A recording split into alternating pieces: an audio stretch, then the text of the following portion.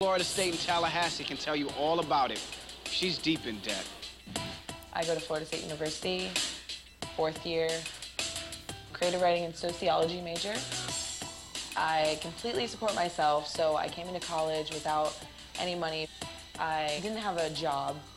Financial aid didn't exactly cut it as far as bills are concerned, so nowhere else to turn. I finally got my first credit card, which was a $2,000 credit limit.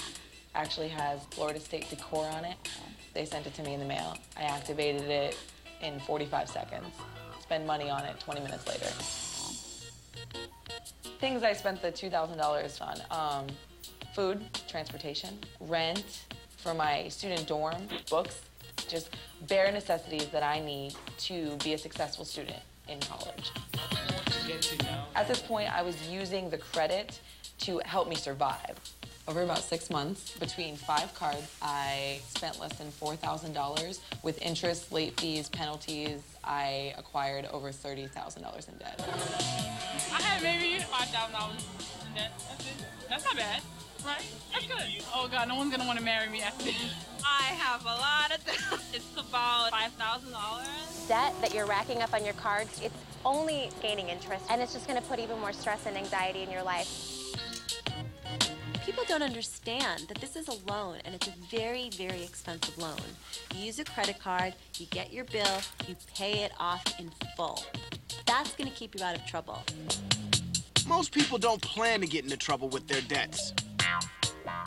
Situations would occur, life would happen, and I would have to use that money to fix my car or whatever it is. Like, things happen all the time. I would make very sporadic payments on the cards, but they weren't really consistent because I needed that money for other things.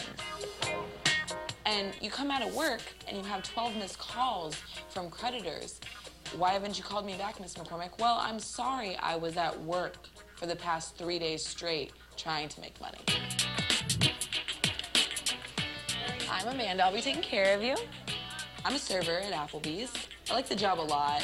It's more fast-paced, so it's more my style.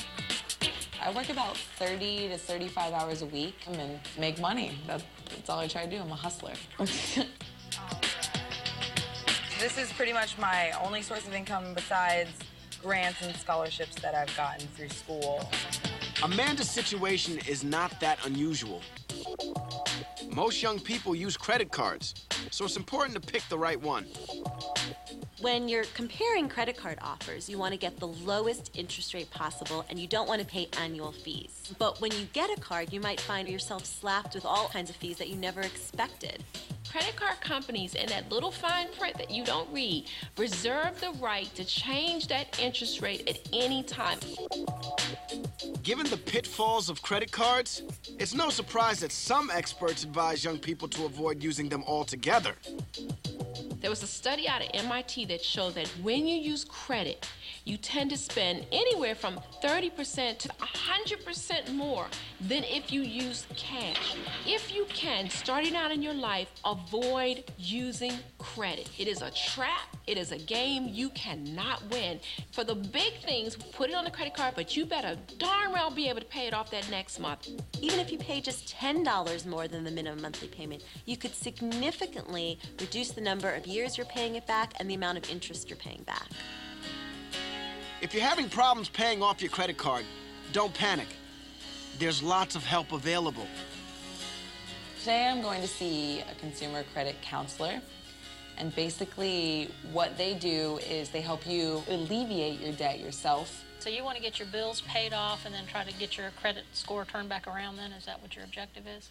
Yes.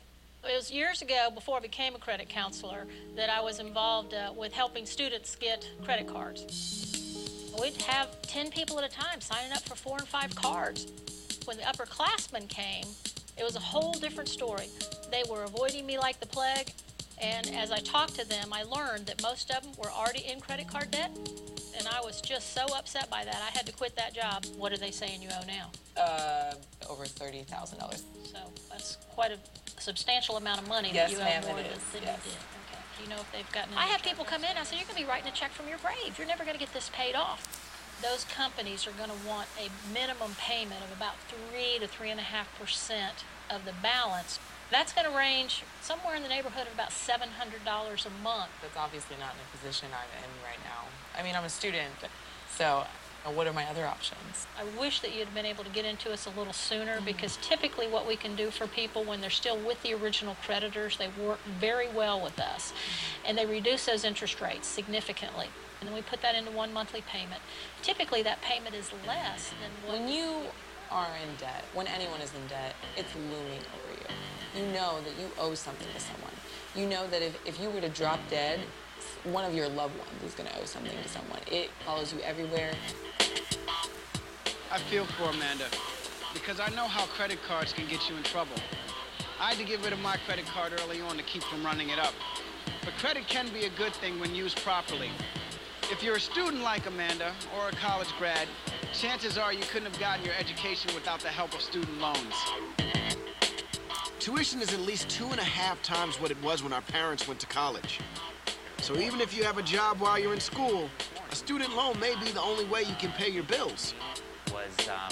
Typically, most student loans are going to be due 6 months after you are no longer a full-time student. The payments are going to start then. It's about $5,000. Now, Peter Billigus is a financial counselor who travels the country talking to students about money matters. And he's an expert on student loans. And in the studio with us this morning, we have Peter Billigus, who is a financial guru. For the past couple days, we've been at Georgia Southern University here in Statesboro, Georgia, and I've been visiting classrooms, teaching classes or freshman orientation classes. Start before you need to start. If you forget everything that I'm going to say, I want you to remember this one thing. There is never going to be a good time to get started on your financial life, so you might as well get started today. Peter spends a lot of time during his campus visits counseling students one-on-one. Doing, if anything. Most students Peter meets have questions about their student loans. Always done a good job. Do you know if you were able to get subsidized loans or unsubsidized? I actually have a mixture of both. Okay. So subsidized student loans are those loans where the government is paying the interest while you are in school. An unsubsidized loan is when the payments are deferred, but the interest still keeps accruing. So you graduate, and that $10,000 has grown to $14,000. One of the things that I might suggest is find out what are the monthly payments going to be on those loans. When you go to apply for your first job, if they offer you a salary of X, you need to know, well, quite frankly, that salary is not going to cover what I've taken out.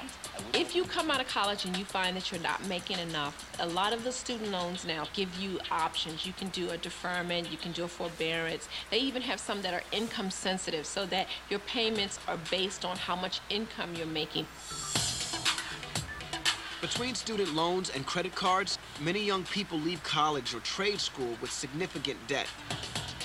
That debt can affect the rest of their lives because it's reflected in something called a credit score. That score may be one of the most important grades you'll ever receive. I don't know what a credit score is. I've seen commercials for it, but I think it depends on how much of a loan you can get, but I'm not sure. It basically can tell people how good or bad your credit is. That's basically all I know about it. I think the score that you want to have is like 700.